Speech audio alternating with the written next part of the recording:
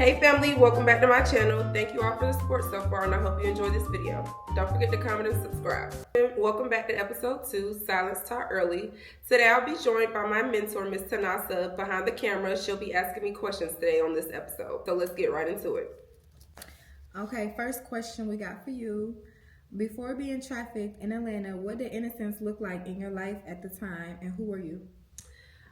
At the time, innocence in my life looked like me being a high school basketball cheerleader, a lot of friends in high school, just like the stuff that I was up to at that point in my life. I worked at McDonald's and I was really big into school activities and stuff, I would say. I never skipped school. I remember arguing with my mom senior year because I was like, I can't miss no days of school. That's the only awards I'll get.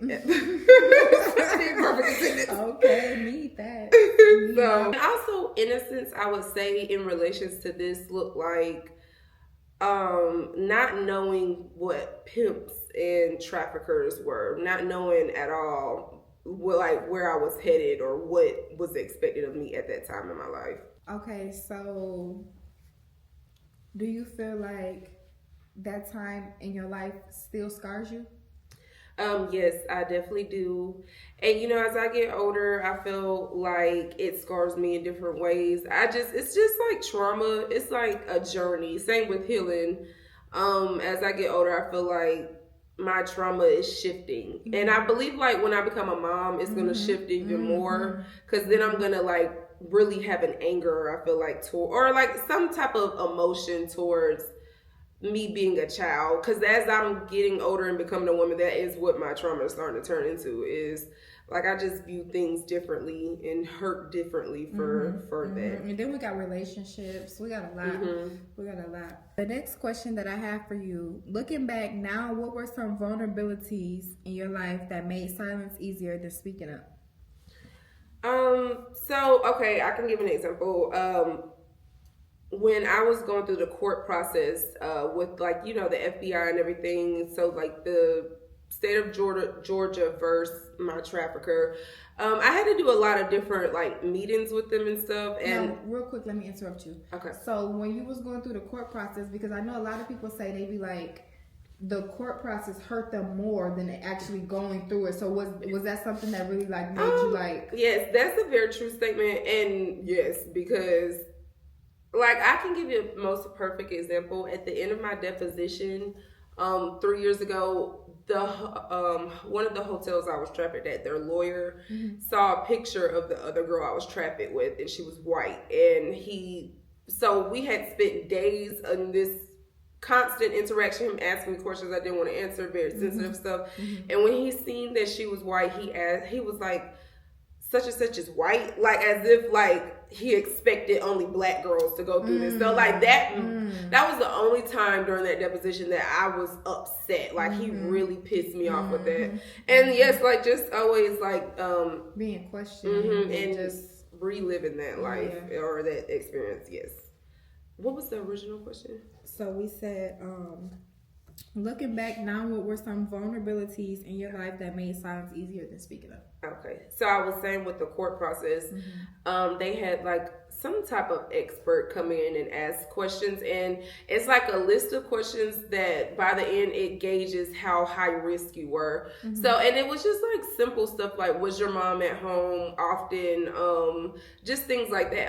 I learned that me losing my protection in my support system, like my protectors, my brothers, my older siblings, my dad moving to a new state, all of those things made me more vulnerable. My mom not being at home often made me more vulnerable. Me being the oldest sibling in the household at one point made me more vulnerable also. So, okay. Do you feel like your siblings helped you out a lot? Yes, they definitely motivated me too, especially right after I was sex trafficked. My 2 little brothers were still in high school because I went to high school in a small town, so they were still in high school at the time. And I just remember like how much they supported me like their last 2 years in high school and just defended my name and everything like that. So yes. Okay, so you had a support team for sure. Yes.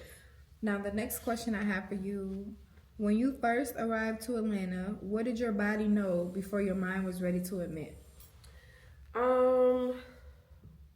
I would say that it just didn't seem like what we were under the impression of in a way. Like we thought we were.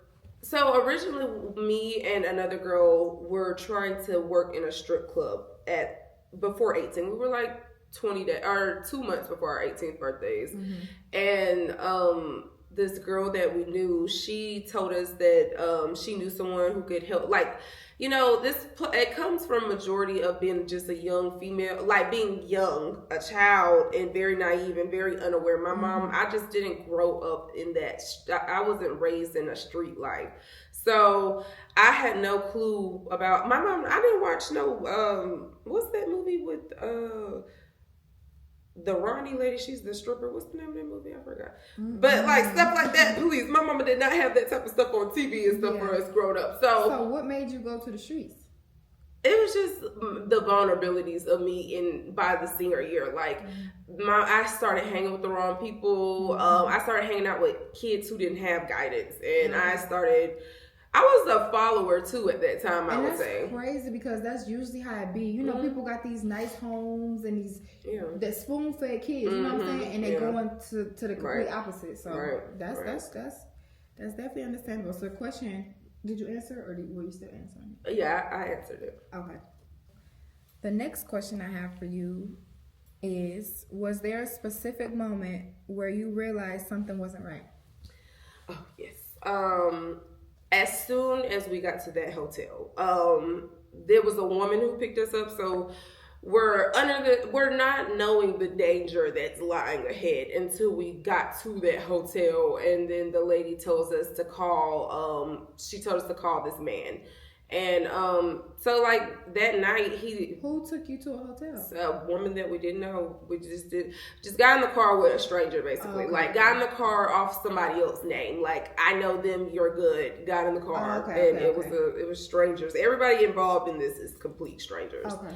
So when I knew something was wrong was when we got to that hotel room and called the man when we got inside, and he told us exactly what he expected of us.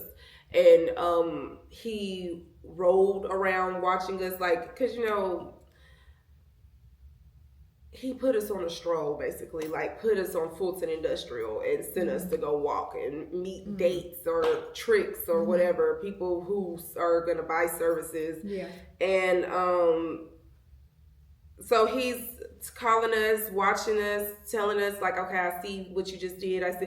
So, and we're young, so we're thinking this man is really watching us at all times. And then so like in the morning time, that next morning, he came and picked us up that morning, or he came into our hotel room that morning. And that was the start to how that went. When you realized something wasn't right. Yes. But I would say I realized something wasn't right when I got in that hotel room and talked to that man on the phone. Did you ever get paid? Like, did I get paid? Yeah. No, I never got a dollar. I never got a dollar because he kept all of our money. So I didn't. Okay. No, we did not get a dollar from that. And like it was to the point. Like I feel like as a woman now, I have woman sense. So like as a little girl, you don't think for yourself. Your parents are thinking for you. So like at that time, he didn't even want us to take $5 out of that money to go buy a bag of chips from the store. I used to be hungry, starving, and everything. I lost weight during that time. But as a woman, like, you know, you would play the game as it goes. Like you would know. But then on top of that, you just not what you do. You didn't know. And you know what I'm saying? Like okay. So the next question I have for you is, what did fear sound like in your head during those first few days? Fear sounded like I don't know. Like the best way for me to describe it is fear sounded like ignoring the truth, or like, cause like for me,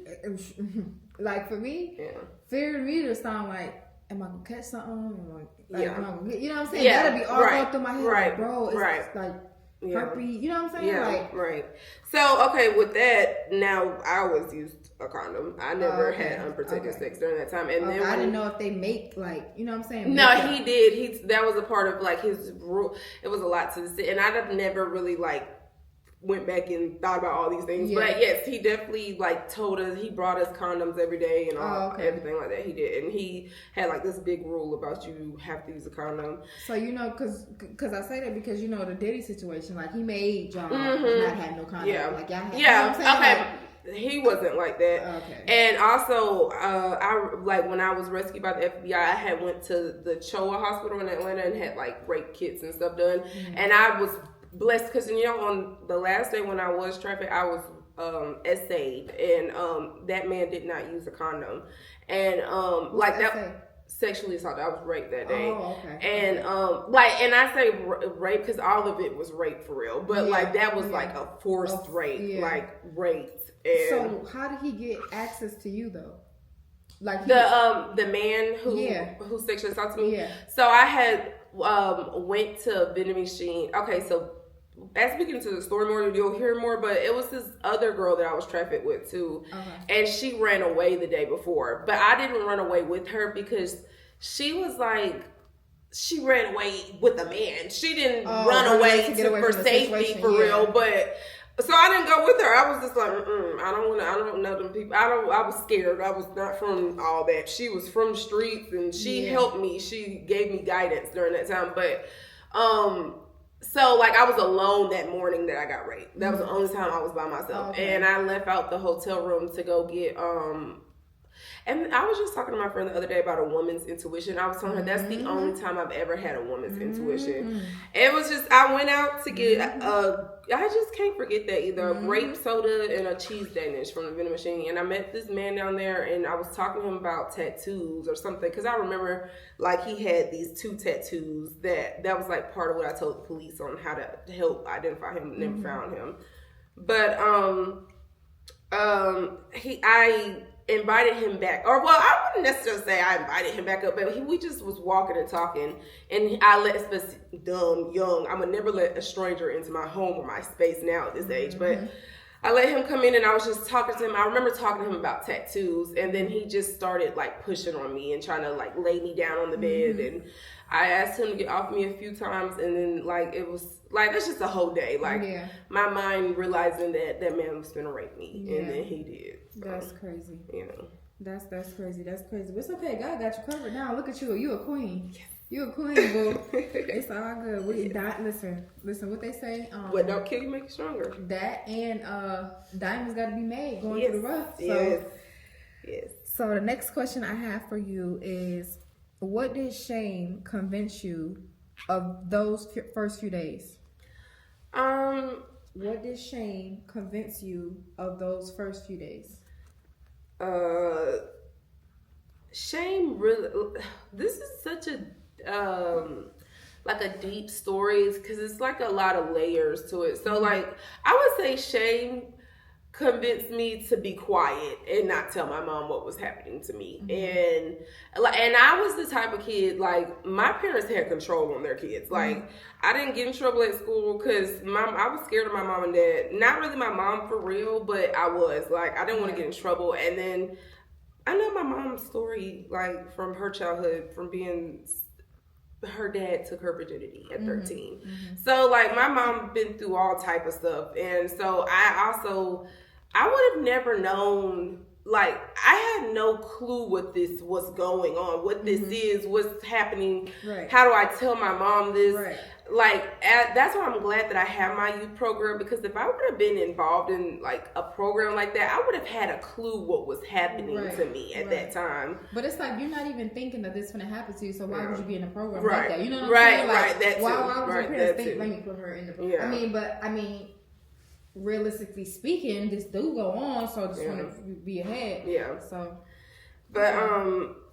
at the beginning, shame kept me quiet from telling my mom, and I felt disgusting too, because it was like, mind you, they dropped us off that first night, and then all the things that occurred the first night, then that next day, like it was just, we were exhausted. That man used to let us sleep for like 3 hours, like be outside on a stroll for 15 hours and you get to nap for 3 hours and then you gotta do it all again.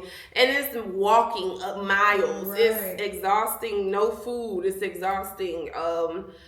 And my body was premature at this time. I had only had sex in my life. Now I used to think it was twice, but recently talking to my friend, excuse me. Also, like, with me not having sexual experiences. I was a virgin almost when I went there, so my body could not physically maintain. No, that's not what you was just saying. That's why I said sex a few times. That's why I was saying I was basically a virgin when I got there. So this is just totally not something that I was a little girl. My body was not used to being used. Yeah. So all of the things, just shame, just quiet, scared, embarrassed, upset, and just that's what shame did to me in the beginning. Okay, now another question I have for you. How did threats like the $500 quota or violence train you into silence? So, I can give you one example. The other girl, I'll give her a name of Tay. So Tay. That's my name. It's okay. It's okay though. It's okay. We'll do Ray then. So Ray, she one night, so I remember the first day when I met her, when I got to another hotel, she was there. And like, she just introduced herself to me and told me like how she was sexually assaulted at 6 or something like that. Like, she just was telling me like all the stuff that had went on in her life. And it was like, you know, doing the work that I do now, like, she was the perfect example of the type of person to go through things like this. Right. And so she, like, you know, kept me safe in a way. She was 1 year older than me, so she was barely older than me. And she had a daughter also. And the man who was our trafficker, he was keeping her daughter, I'm pretty sure, at his mom's house, if I'm not mistaken. And because I remember where the questions about violence and stuff one day, and so Ray, she was very defiant and like always going against him. And I was like, my way of protecting myself was silence. That's what I did. Like, I did what he asked and stuff like that. Yeah. And she was like the opposite. Like, she just, but not really that she was fighting him. It was more so like she was fighting her own demons. So she just did not listen and stuff like that. It wasn't like she was going against him for her own justice. It was more so she just was defiant in a way. Right. So she didn't make that, well, honestly, that $500 quota, we was children running around. How he expected that out of some kids, I don't know. I only made that money the night before I got raped. So like that man robbed me too. So that was the only time I ever made that type of money. And so one day when Ray did not make that money or whatever, because every morning he would take us from the hotels to his mom's house in between check-in and check-out. Now that I'm older, that's why I know why he would take us to his mom's house, because that was the reason why. So it was like this one day we were over there and he was yelling at Shay. Mind you, he also had this woman who sat with us every night while we were being trafficked. Like, she was like our guard, and she also went to prison. And so I don't know, they were yelling at her something. I had Ray's baby, and I came around the corner and he slapped her to the ground and put his neck on her neck, or foot on her neck, and was like, bitch, or be this bitch, you gonna get my money, and just so violent. I was like scared. I was like, no. He used to have me in the car sometimes with that lady, I don't even remember what her name was, saying how she need to kill Ray because she don't listen, she won't get his money. So it was like, I don't know nothing about none of this. Right. I am scared. Like, I'm like, this too much for this me. Is like, this too much. This, and then as a kid, my mind literally did not process none of this as what it actually is. But as a woman, this is something to be scared of. You are in a dangerous situation. Yes, a dangerous situation. I could have died. They could have took you out the country somewhere with some Mexicans. They could have sold me to somebody. Yes, it could have got deep. It could have got really, really, really, really deep. And I'm glad by God's grace that you did make it out safely with no type of, you know what I'm saying, sting first. Right. You know. Or no type of permanent scar. Right. Yeah, those STDs, I didn't get no permanent scar there. And you know what's crazy is, so I had moved with my dad right after, and I remember one day I was gone somewhere. My mom called me and was saying, like, this is after I had did those STD tests at Choa Hospital or whatever. And I had, I don't remember if they called it a false positive or like I know they needed me to be retested for syphilis. And like as a kid, I didn't even know. I just thought like, I didn't have it, thank God. But now that I'm a woman, syphilis is like a lifelong STD. That's not something you get rid of. So I could have caught syphilis. It's like, that's new.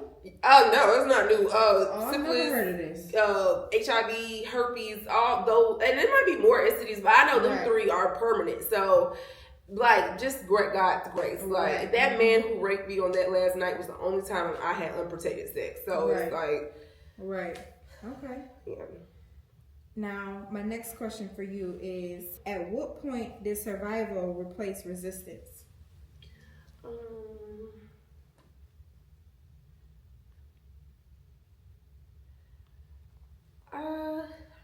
I kind of think of like two different like examples because I think of like when I first was there with the other girl that I was trafficked with at the beginning.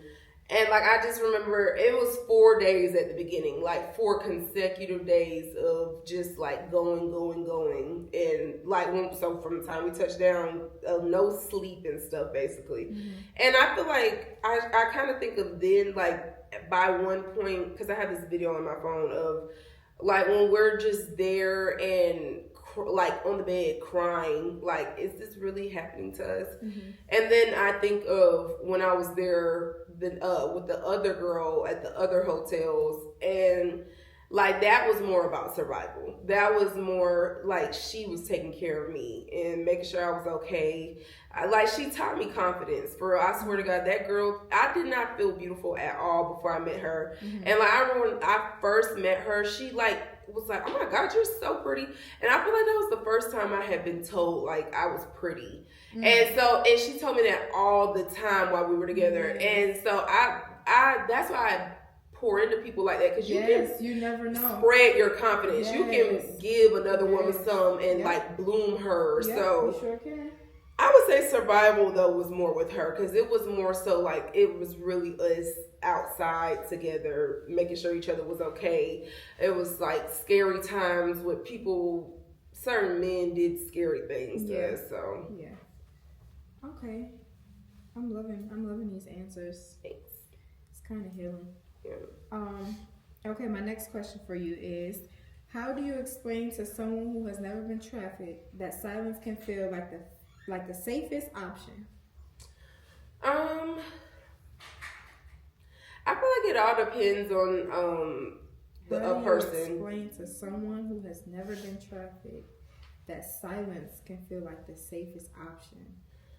That's interesting. Because we go to, I feel like us as women, we go to silence for a lot of things nowadays, like and especially for protection. If you think about it, like when it can be people at home with their parents, relationships, friendships. Like think of friendships, like when someone hurts your feelings, it's certain people that react different, but some people decide to be quiet because it's like, you know what, let me stop talking. Shutting down, that's a coping mechanism. So, but it's unhealthy because it is war with inside of yourself. But I feel like for me, being silent kept me safe, because you see, Shay Ray used to get beat on because she would like talk back. She would, and it was, I don't know. I just fight or flight, and I decided to not flight because I didn't run away, but like, and same with silence, because when I was being sexually assaulted that day,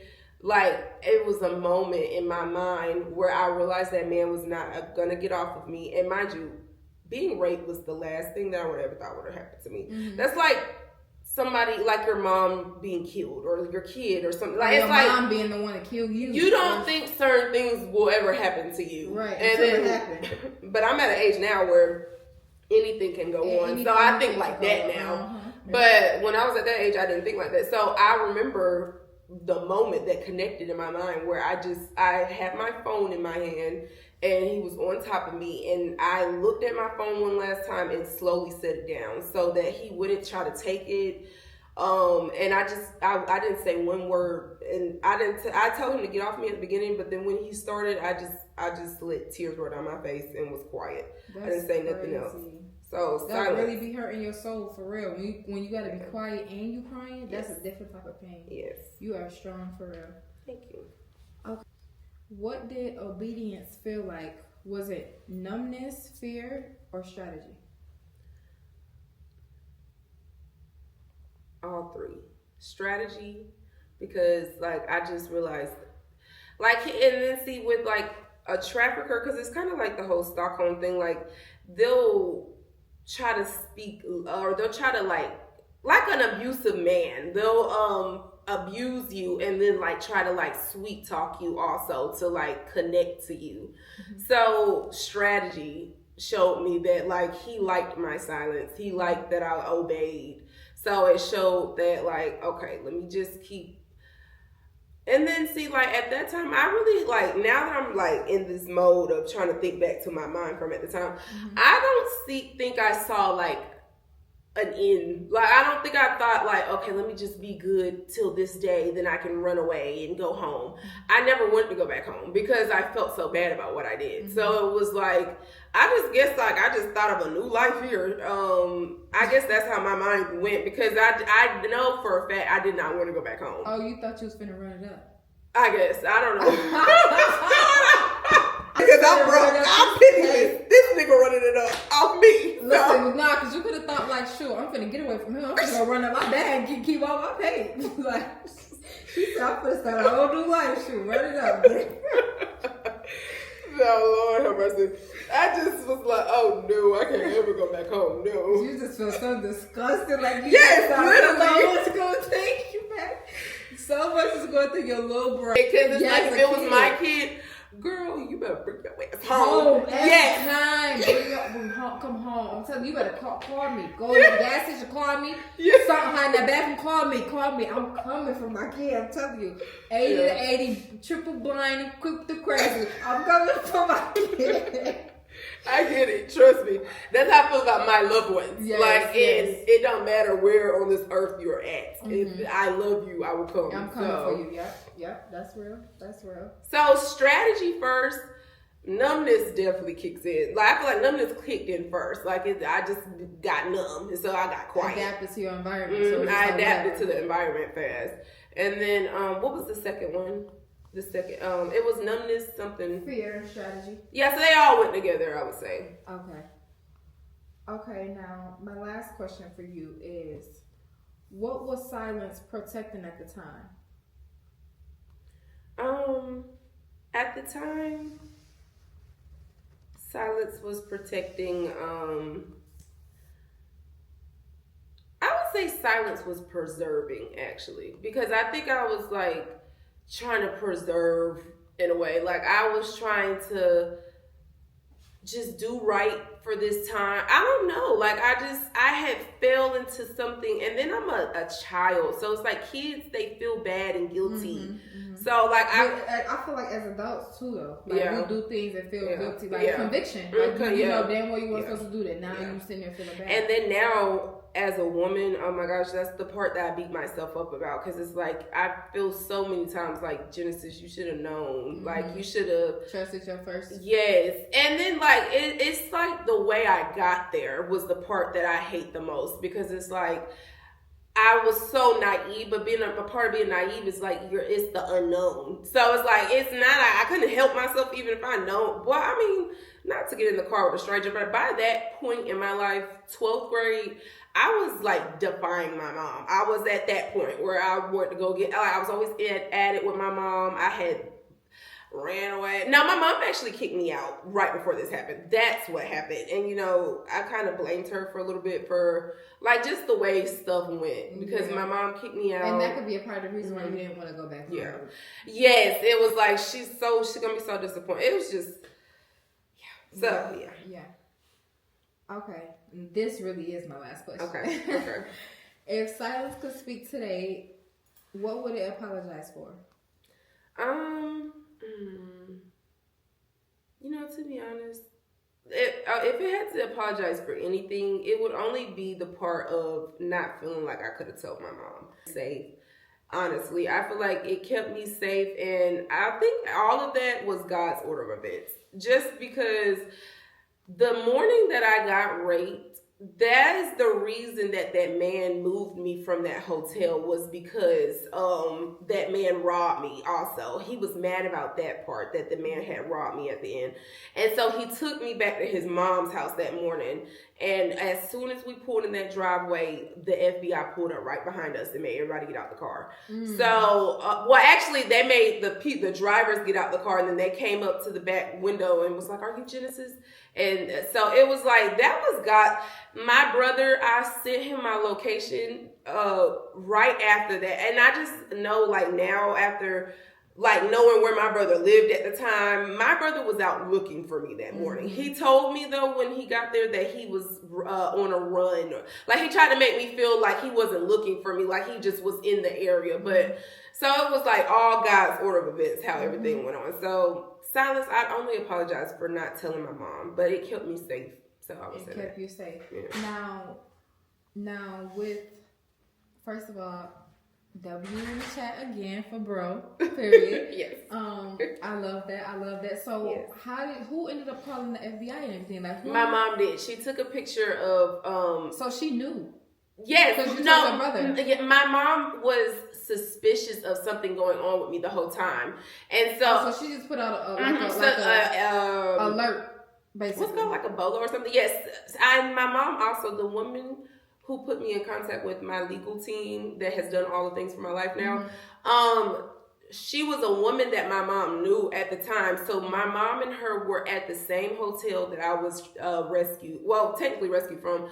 They were there that night driving around looking for me. They just did not find me that night. So my mom, but like, the FBI weren't trying, I don't know how they were, I didn't ask that far, like how they were sitting at that man's mom's house that morning. Right. It might have just been a coincidence, like they were going to that house. Nothing is a coincidence. It happened just how it was supposed to happen. It happened just how it was supposed to happen. So that's all my questions for you today. And I kind of feel like, I don't know, I just feel like these were some good questions. Like, these were some really good questions. These were some really good questions. And I'm excited to see what we have next coming soon.